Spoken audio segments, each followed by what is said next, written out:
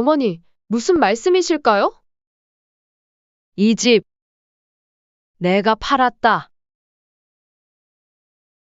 순간 아들 내외의 얼굴이 하얗게 변했어요. 네? 무슨 말씀이세요? 계약금도 받았고 한 달 뒤에는 이 집 비워줘야 할 거다. 어머니, 농담이시죠? 이게 말이나 됩니까? 며느리가 발끈하며 소리를 질렀어요. 말도 안 돼요. 저희한테 한마디 상의도 없이 어떻게. 상의? 내 집 내가 팔겠다는데 무슨 상의가 필요해? 그리고 너희는 내 등 뒤에서 명의 변경 상담할 때는 상의할 생각 없었잖니? 어머니, 그건 다 알아. 너희가 법무사 만나기로 한 것도 알고 나 모르게 이 집을 빼앗으려고 한 것도 다 알아. 엄마. 그건 제가 잘못.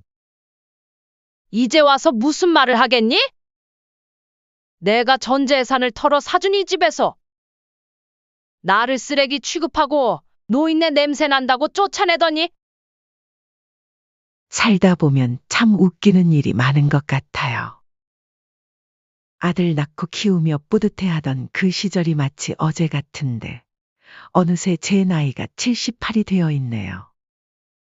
남들은 시골 할매라고 하면 구부정한 허리에 받칠 하는 모습을 떠올리겠지만 저는 아직도 허리가 곱고 건강한 편이에요. 남편이 일찍 떠난 뒤로 혼자서 아들 뒷바라지하고 농사일을 해오다 보니 그저 건강할 수밖에 없었나 봐요. 혜순 씨, 그렇게 고생하며 아들 키워놨으면 이제 좀 편하게 살만하지. 동네 친구들이 가끔 이렇게 물어보면 저는 그저 웃으며 넘기곤 했어요. 그들은 제가 겪었던 또 겪고 있는 이 가슴 아픈 이야기를 모르니까요. 오늘은 처음으로 제 이야기를 털어놓으려고 해요. 모든 걸 바쳐 키운 아들에게 받은 상처와 그 상처를 딛고 일어서는 과정까지. 저는 남편을 일찍 여의고 농사를 지으며 외아들 재훈이를 키워냈어요. 남편이 가고 난 뒤 처음 몇 년은 정말 힘들었죠. 밤마다 힘들어 혼자 울면서도 아침이 되면 씩씩하게 일어나 농사일을 했어요. 엄마, 나 공대 가고 싶어요. 재훈이가 고3 때 했던 말이 아직도 생생해요. 그 말을 듣자마자 등록금 걱정에 가슴이 철렁 내려앉더라고요. 공대라니? 아들 공대 가고 싶어? 네, 컴퓨터공학과요. 제가 성적이 괜찮으니까 될 것 같아요. 그래. 우리 아들이면 당연히 될 수 있지. 입으로는 그렇게 말했지만 마음은 무거웠어요. 시골 농사꾼의 수입으로 서울 공대 등록금을 어떻게 감당하나 싶었죠. 그날 밤 아들의 꿈을 위해서라면 무슨 일이든 하리라 다짐했어요. 결국 농협에서 대출도 받고 평생 모아둔 적금도 깨고 친정어머니께서 주신 금반지까지 팔아서 등록금을 마련했어요. 그때 이웃들이 많이 말렸죠. 혜순아, 너무 무리하는 거 아니냐? 농사 지으면서 서울 등록금을 어떻게 감당하려고? 하지만 전 한 번도 흔들리지 않았어요. 끼니를 거르는 날도 많았지만 서울에 있는 아들에게는 항상 엄마는 잘 지내니까 공부만 열심히 해라. 라고 말했죠. 재훈이는 정말 열심히 공부했어요. 그 모습을 보면서 제 선택이 옳았다는 걸 느꼈죠. 대학교 4학년 때는 큰 IT 회사에 취업도 했고요. 월급도 400만 원이 넘는다고 하더라고요. 그때 얼마나 자랑스러웠는지 몰라요. 혜순이네 아들 대단하다며? 그래, 대기업 들어갔다며? 효자 두셨네. 이제 혜순이 좀 편하게 살겠어. 마을 사람들의 축하를 받을 때마다 가슴이 벅차올랐어요. 하지만 그건 시작에 불과했죠. 재훈이가 3년 만에 회사를 그만두겠다고 했을 때는 정말 놀랐어요. 엄마, 저 사업하고 싶어요. 제 회사를 차리고 싶어요. 갑자기 무슨 소리야? 너 지금 다니는 회사 얼마나 좋다고. 지금이 기회예요. IT 시장이 너무 좋아요. 제가 준비한 아이템도 있고. 그 말을 듣는 순간 앞이 캄캄했어요. 하지만 또 어김없이 그래, 내가 하고 싶은 걸 하렴. 라고 말했죠. 그리고는 남은 돈마저 팔아서 아들의 사업 자금을 마련해 줬어요.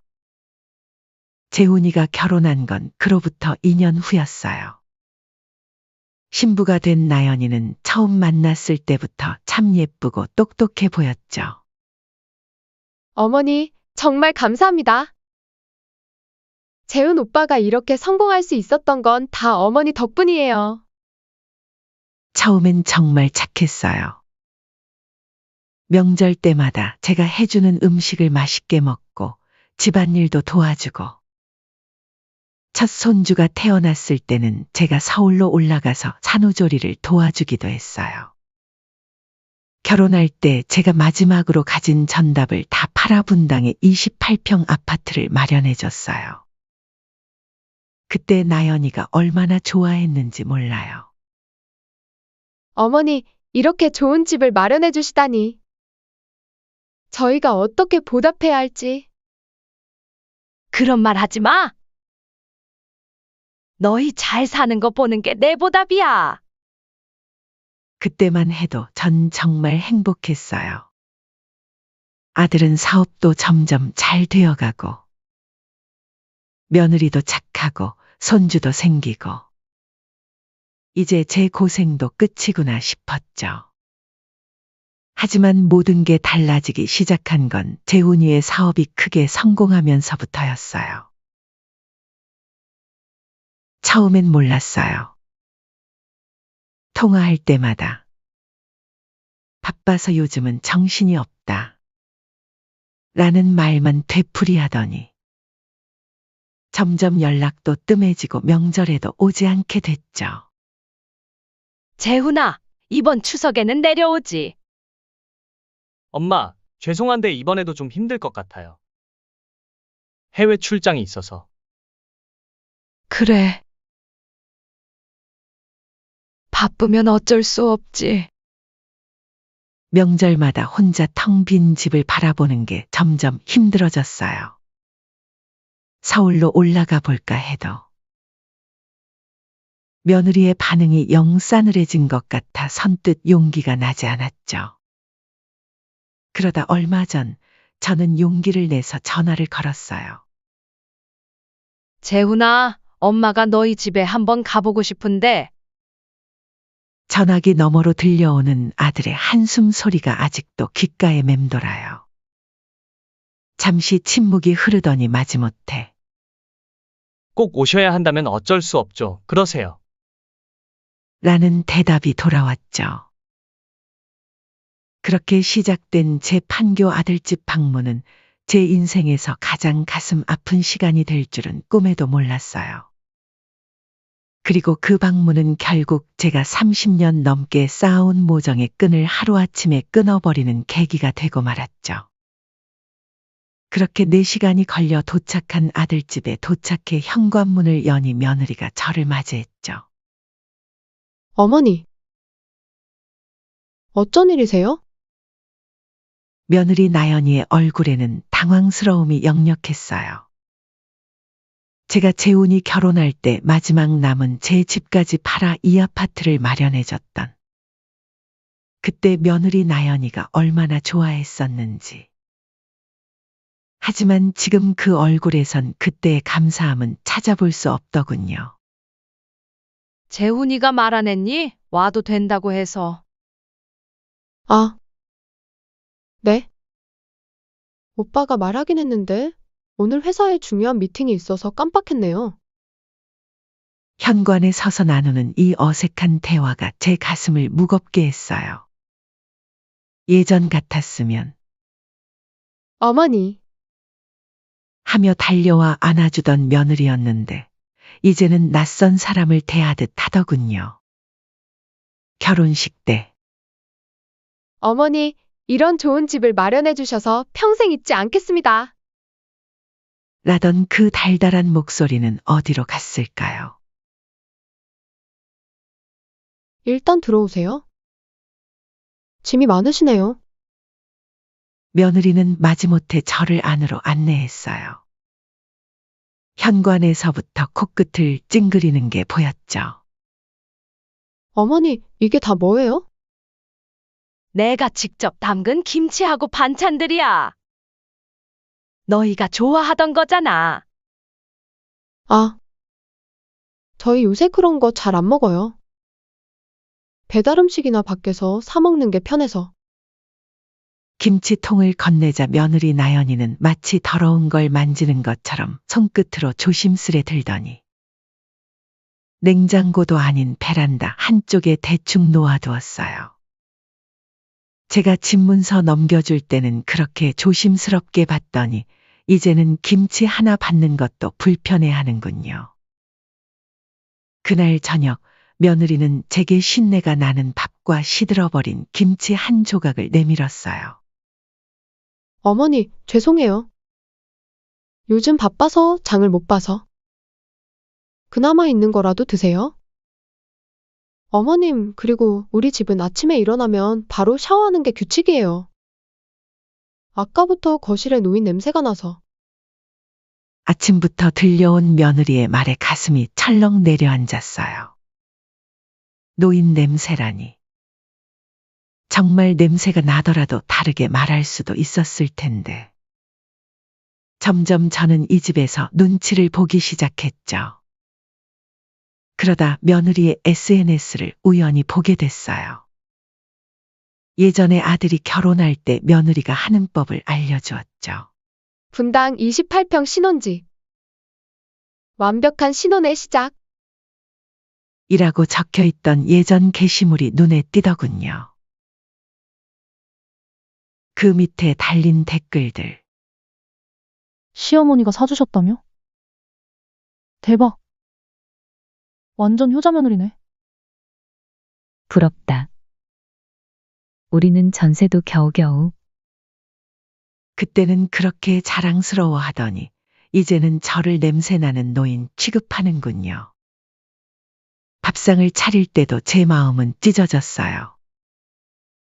며느리는 자신의 상에만 신선한 과일과 샐러드, 갓 구운 토스트를 차려놓고 제 앞에는 시리얼과 신내 나는 우유를 놓더군요. 어머니, 연세가 있으시니 소화도 생각하셔야죠? 이 정도가 딱 좋으실 것 같아요. 이 우유 대체 언제 산 거니? 못 먹겠는데. 아유, 어머니, 요즘 며느리가 주는 음식 가려 먹으면 며느리한테 미움받는 거 모르세요? 응, 냄새야, 상한지 몰랐네요. 그냥 시리얼만 대충 드세요. 그러면서도 SNS에는 완벽한 아침이라며 자신의 예쁜 식사 사진만 올리더군요.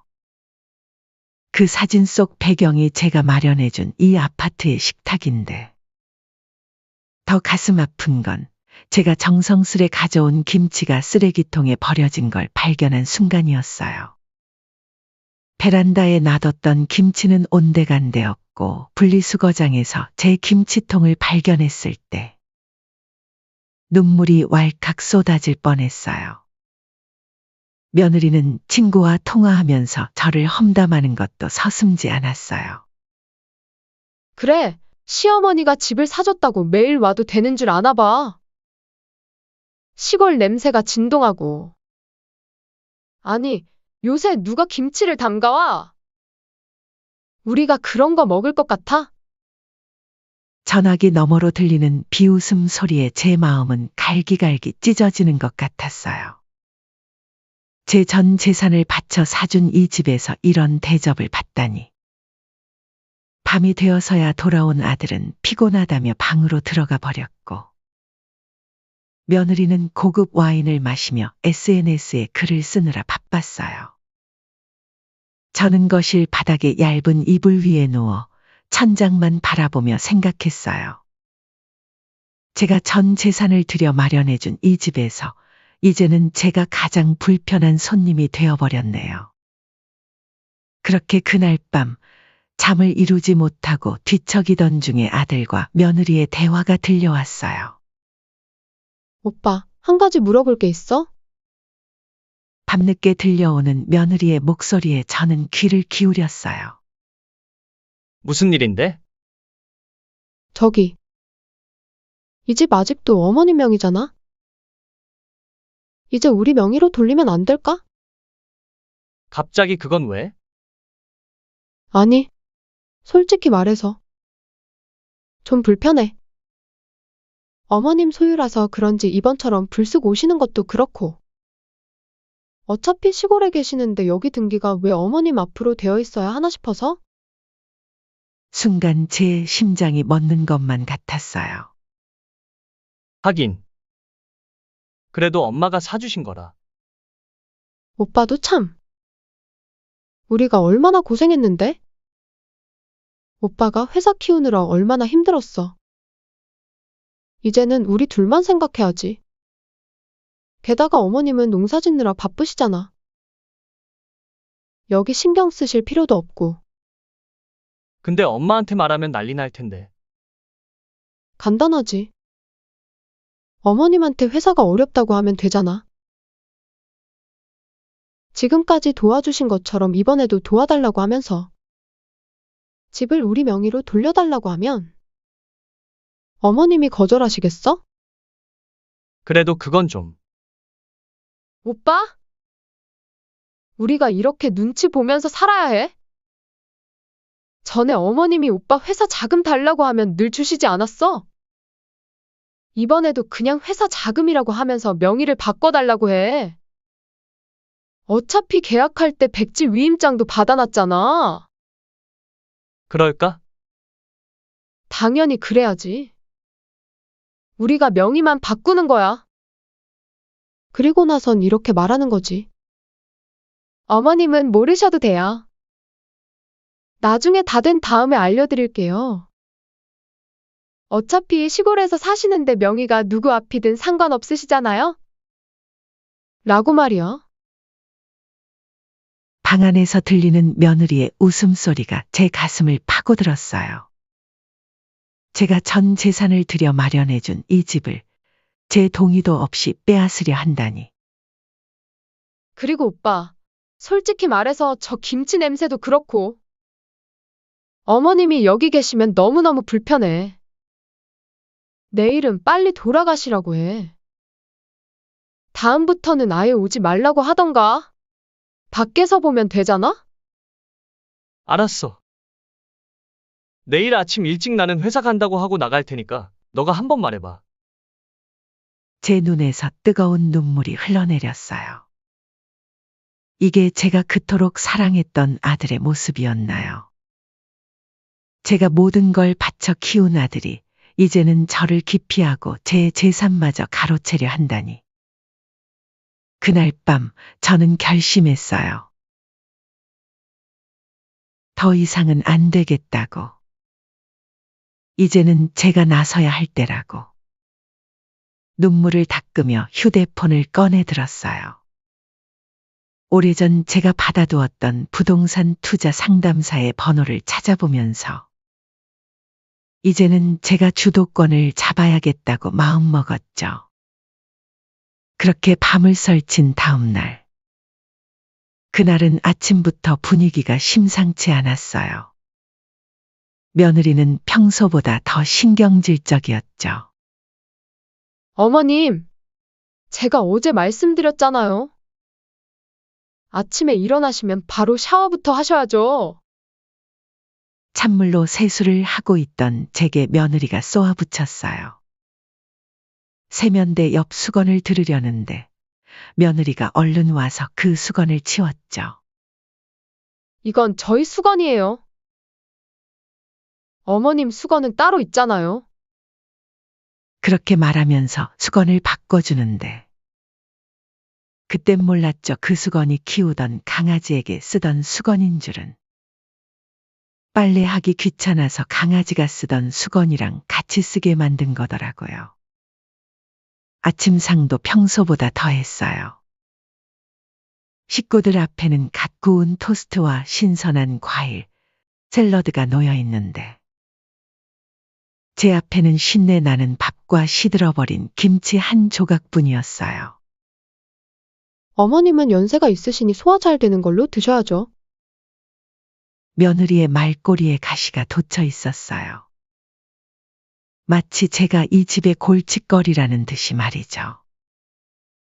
점심때는 아예 밥도 차려주지 않더니 오후가 되자 며느리는 친구들을 초대했어요. 어머님, 죄송한데 방에 좀 계시면 안 될까요?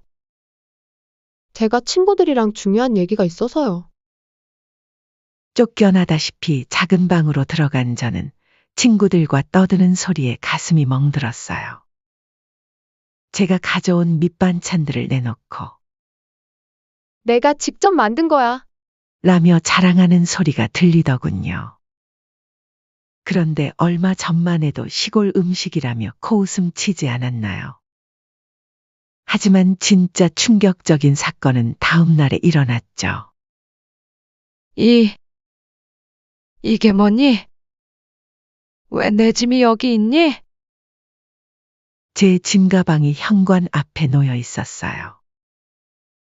제가 어리둥절해하자 며느리가 말했죠. 이제 좀 가셔야 하지 않을까요? 벌써 3일이나 계셨는데. 그래도 이렇게 재훈이랑도 얘기는 한 거니? 오빠도 동의했어요. 어머님, 이제 저희가 어떻게 사는지 아셨으니 이제 그만 돌아가셔야죠. 순간 눈앞이 캄캄해졌어요. 정신없이 아들에게 전화를 걸었죠. 재훈아, 어머니, 무슨 일이세요? 나연이가 나보고 가라는데 내가 그러라고 했다며? 잠시 침묵이 흐르더니 아들이 말했어요. 네. 어머님, 죄송하지만 이제 좀 가셨으면 해요. 저희도 저희끼리 시간이 필요해서. 어머님이 계시니 불편하기도 하고. 불편하다고? 내가 불편하다고? 그 순간 전 이해했어요. 제 아들은 이미 제 편이 아니었던 거예요. 그렇게 짐을 들고 나와 엘리베이터를 기다리는 순간 안에서 들리는 통화에 귀가 쫑긋 섰죠. 스피커폰으로 아들 부부가 대화하는 소리가 들렸죠. 여보, 이제 좀 편해지겠다. 어머님 가시면. 그러게. 근데 오빠, 이 집 명예변경은 어떻게 할 거야? 걱정 마. 내가 다음 주에 법무사 만나기로 했어. 어차피 엄마는 시골에서 사실 거고. 이게 바로 제 아들과 며느리의 본심이었던 거죠. 전 재산을 들여 마련해준 이 집을 빼앗으려 했던 거예요. 그 말을 들은 전 결심했어요. 더 이상은 안 되겠다고. 가방을 들고 조용히 집을 나섰죠. 하지만 시골로 가는 대신 제 발길은 이 집을 알아봤던 부동산으로 향했어요. 아니, 오랜만입니다. 잘 지내셨죠? 그런데 이 시간에 어쩐 일로? 우리 아들 며느리 얼마 전에 여기 왔다면서요? 부동산 중개사의 표정이 순간 굳어졌어요. 네. 어제 오셨었는데요. 내 아들 며느리가 뭐라고 하던가요? 중개사는 잠시 망설이더니 입을 열었어요. 어머님 승낙 없이 명예 변경이 가능한지 문의하시더라고요. 역시였어요. 제 예감이 맞았던 거죠. 이 집 지금 시세가 얼마나 되나요? 요즘 분당에 호재가 많아 급상승해서 14억은 받을 수 있을 것 같습니다. 저는 주저없이 말했어요. 지금 당장 매물로 내놓아 주세요. 금매로요. 네? 금매로요? 그러면 가격이 괜찮아요. 13억에 내놓으세요. 대신 계약금 받으면 바로 입주할 수 있다고 하고요.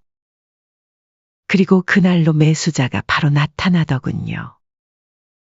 역시 부동산이 말한 대로 호재 때문인지 매수자는 조건을 흔쾌히 받아들였죠. 계약금은 바로 내일 입금한다고 합니다. 네, 좋습니다. 그런데 한 가지 부탁이 있어요. 저는 중개사와 매수자에게 부탁했어요. 현재 이 집에 살고 있는 제 아들 내외에게는 제가 직접 얘기할 테니 계약 사실을 알리지 말아달라고요. 다음 날 아침 계약금 20%가 제 통장에 입금되었다는 문자를 받았어요. 그제서야 저는 아들에게 전화를 걸었죠. 재훈아, 네, 어머니. 무슨 일이세요?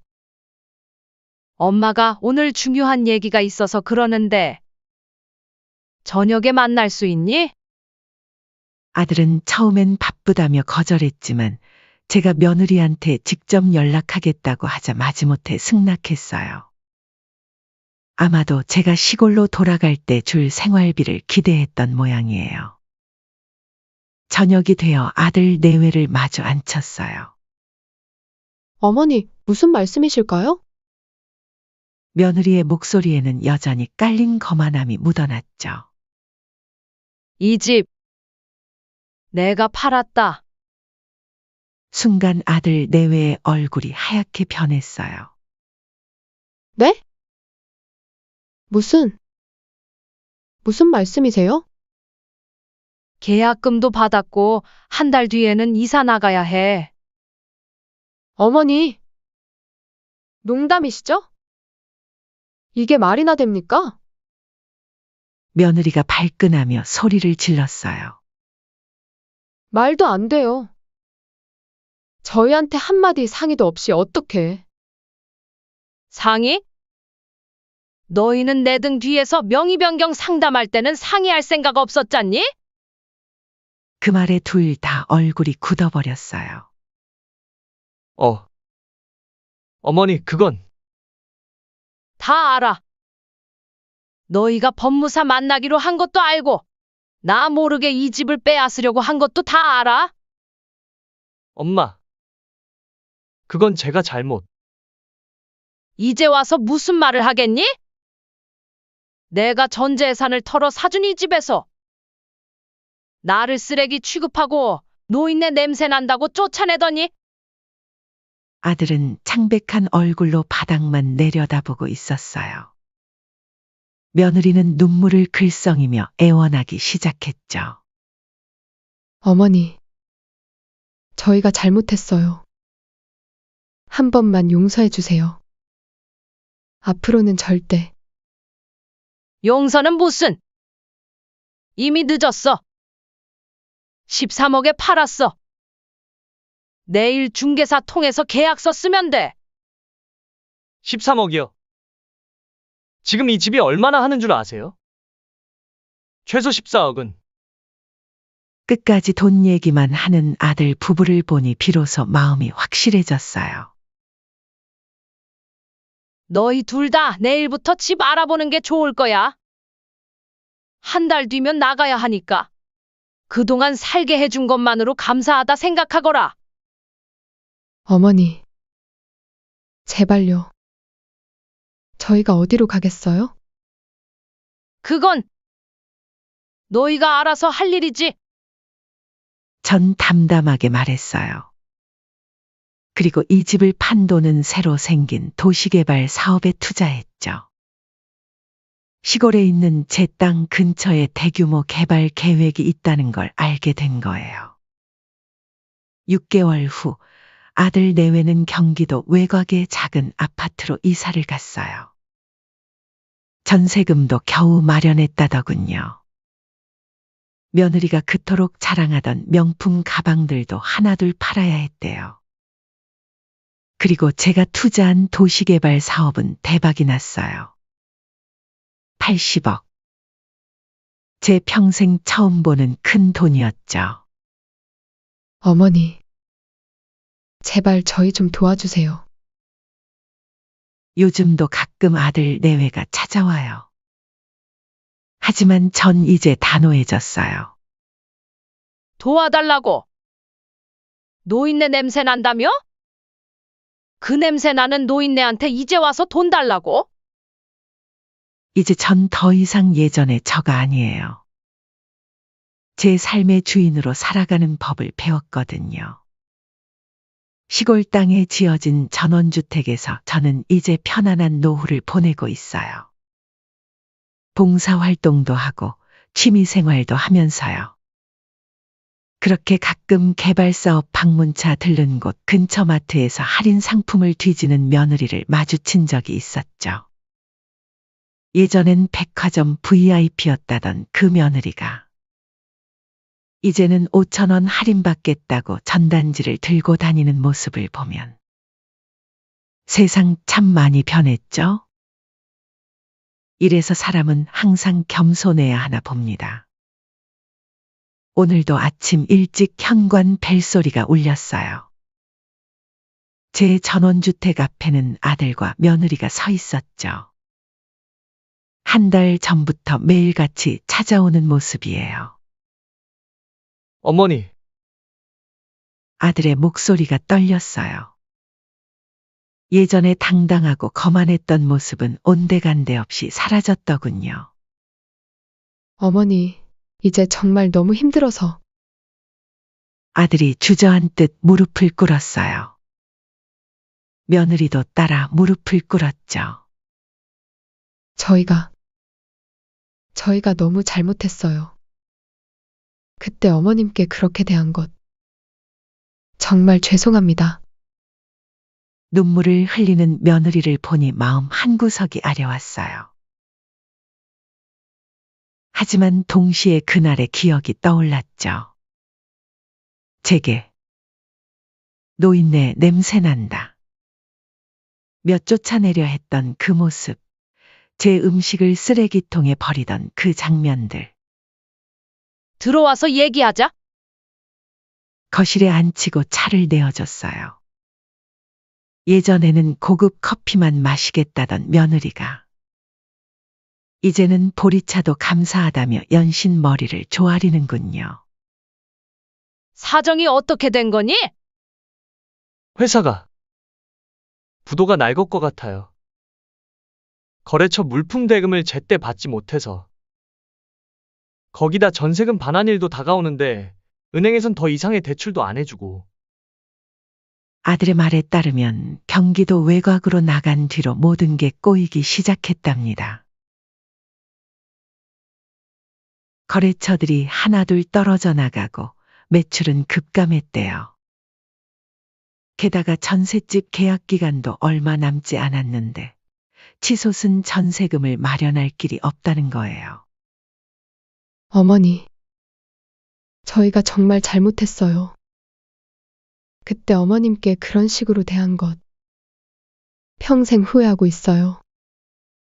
며느리의 눈물이 방울방울 떨어졌어요. 예전에 도도하고 냉정했던 모습은 찾아볼 수 없더군요. 매일 밤 생각했어요. 어머님이 저희에게 얼마나 많은 걸 해주셨는지. 그 은혜를 저희가 배신으로 갚았다는 게 너무 죄송해요. 아들도 고개를 들지 못한 제 말을 이었어요. 엄마, 그때 그 집을 사주실 때 엄마가 평생 모은 돈이라는 걸 알면서도 저희는 그걸 당연하게 여겼어요. 심지어 빼앗으려고까지 했죠. 가슴 한켠이 시큰거렸어요. 그래도 이게 제가 그토록 사랑했던 제 아들이고 며느리인데 그래서 이제 와서 뭘 바라는 거니? 저희를 용서해 주세요. 그리고 가능하다면 아들이 말끝을 흐렸어요. 뻔히 알겠더군요. 도움을 요청하고 싶은데 차마 말을 꺼내지 못하는 거겠죠. 돈? 제 말에 둘 다 움찔했어요.